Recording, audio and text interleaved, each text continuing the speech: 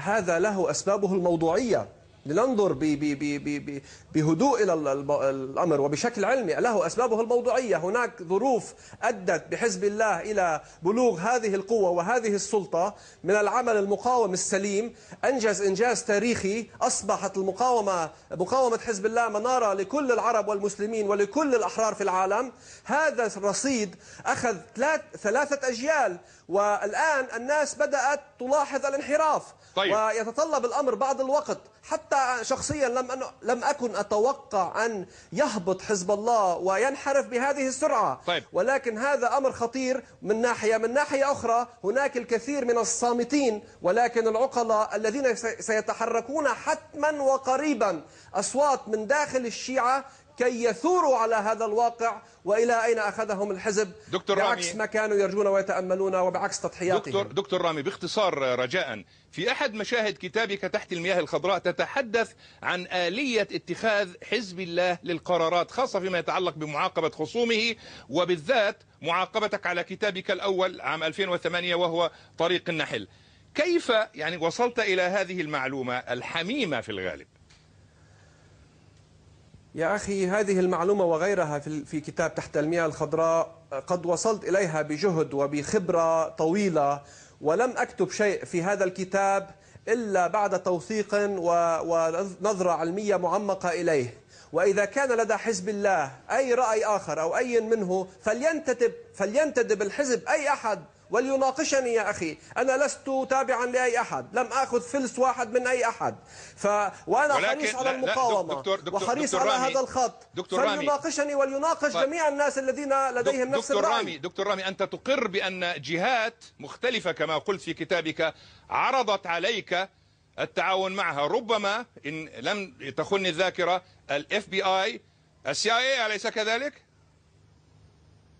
نعم، وثم تتابع الموضوع مع أشخاص محليين لهذه الجهات، ورفضت كل المغريات ورفضت الملايين من الدولارات في وقت، خليني أحكيها، لم يكن معي حق سندويشي. طيب. هذه المصداقية التي صنعتها هي التي تعلمتها في حزب الله منذ البداية. يا أخي، أبي كان يعطيني المصروف، كنت أخذ نصه أكل، ضلني النص أكل وحط الباقي في العمل الإسلامي وللمقاومة. طيب. هكذا تربيت، هكذا قاومت، هكذا ضحيت، هكذا سأبقى مقاوما. وأتأمل من الذين كانوا معي ولم يستشهدوا أن يقوموا حالا ويرجعوا إلى هذه النزاهة وهذه الصدقية في العمل، بدل شراء الضمائر بالمال وبالصفاف السياسي الخاطئ. دكتور رامي، المستمع إلى كلامك هذا يشعر فيه تناغما مع أفكار 14 آذار، أليس كذلك؟ يا أخي، أنا لست في إطار التصنيفات. اليوم أنا طالع معك على قناة العربية، ما تتخيل كم صوت إجاني كي ألغي. يا عمي، كفانا ذرني الرماد في العيون.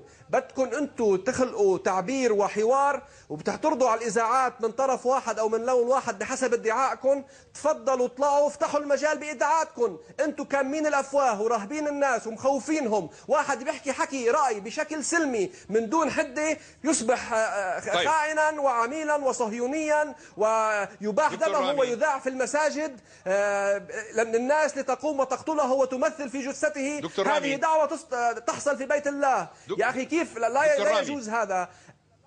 دكتور رامي، أرجي أن توجز. في الواقع بعد كتابك الأول عندما قابلتك في تلك الآونة قلت بأن كل ما فعله حزب الله الواقع هو حتى لم يعبأ أهملك بطريقة أو شوش عليك وعزلك.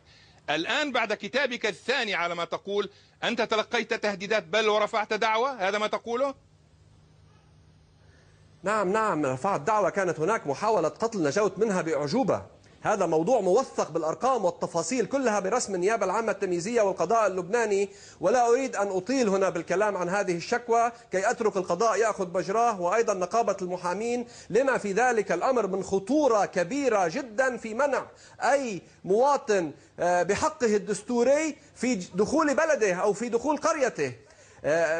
لأرجع إلى الوراء، قيل لي من قبل أحد أعضاء شورى الحزب عن كتاب طريق النحل أن الكتاب وقتها قد أذى الحزب وقد طرح للنقاش 3 مرات في شورى القرار، وقد انتدب السيد حسن نصر الله السيد جواد نور الدين صديق سابق في الحزب كي يتفاوض معي بشأن الكتاب. المشكلة بدأت منذ البداية. طيب. أي حزب يغطي على أجوائه ويمنع الأصوات من الارتفاع يضره هذا العمل. ولكن ذهبت مضيت قدما، ألفت كتابا آخر وزاد الموضوع حدة لدى الحزب، وهم ادعوا أنهم غير مبالين، ولكنهم من الداخل وأنا أعرف طريقة عملهم يعلنون ما لا يبطنون. هم مستاءون جدا. يا أخي أنا لما لا تفتح نقاش وحوار بين الشيعة على الأقل، حركة أمل، المخلصين، وتعالوا ننهض سويا بالوضع الشيعي. الاستفراد لا يجوز. تأخذوننا إلى الهاوية، ستخترقون وتحرقوننا معكم. دكتور رامي باختصار،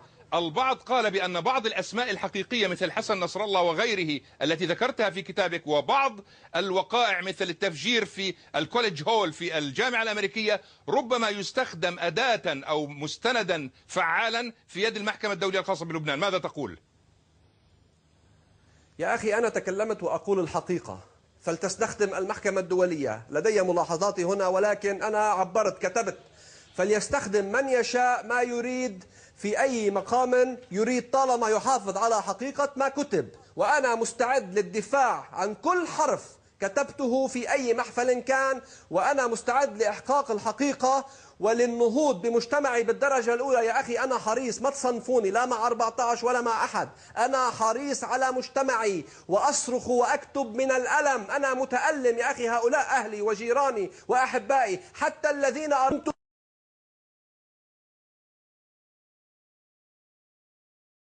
سامحتهم منذ الآن. أحبهم وأفهم كيف يتصرفون لأنني كنت في مكانهم من قبل. هذه نقطة. يا عمي اطردوا هذه الغشاوة وأفيقوا قبل فوات الأوان. سنحترق جميعنا، الشيعة أولا ثم لبنان والمنطقة ثالثا. علينا مسؤولية. يا سيد حسن نصر الله، يا أيها العقلاء هنا وهناك، ماذا دهاكم؟